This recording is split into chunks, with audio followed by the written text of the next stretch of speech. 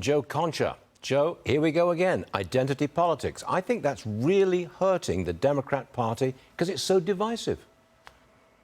And it's such a crutch, right, Stu? And this is an utterly fascinating take by Stacey Abrams, who, by the way, is an election denier who was irresponsibly given a national platform by Jen Psaki. She never circled back and challenged her on that front. But let's get this straight, Stu. Ms. Abrams believes that racism and misogyny are the reasons why Kamala Harris is polling lower than any vice president in polling history. Because if Harris is so popular with Democrats, why exactly did they overwhelmingly reject her when she ran for president? In fact, she was so unpopular as a 2020 candidate that she didn't even get to 2020 as a candidate. She dropped out in 2019. So were Democratic voters also acting out with sexism and misogyny? Here's why Kamala Harris is so unpopular, Stu. She has authenticity issues. She has major articulation issues. She gets an F- for her performance, as borders are. And the number of people who are coming into this country now on the FBI terror watch list are at an all-time high. And the number of people in general coming into this country is at an all-time high illegally. So those are the reasons why this vice president is patently unpopular. It ain't racism, and it certainly ain't sexism, Stu. You got it. Listen to what Speaker Mike Johnson says about the media's ongoing attacks on him and his family. Watch this. Roll it.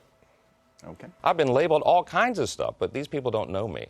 Look, my family, it's no fun to be misquoted and maligned and mocked, of course, but we know that comes with a job, and we're in phase. Joe, you think that Johnson has replaced Trump as the media's #1 enemy. Why is that? Yeah, that's my column for The Messenger on Sunday. And because you see the headlines surrounding the new House Speaker, and they are utterly craptastic, Stu. I mean, here's one from a White House credentialed reporter in Salon. Quote, MAGA and Christian nationalism.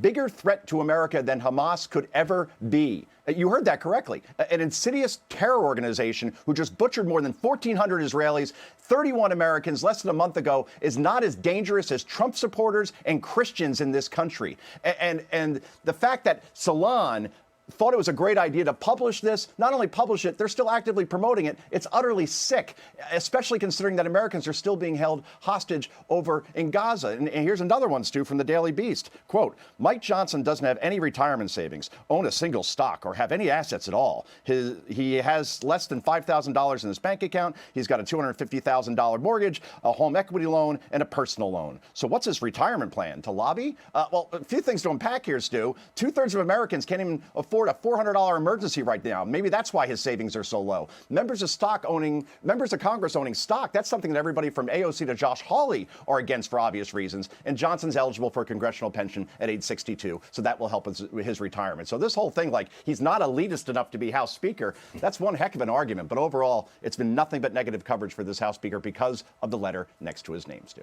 Why am I not surprised? Joe Concha, thank you very much indeed, Joe.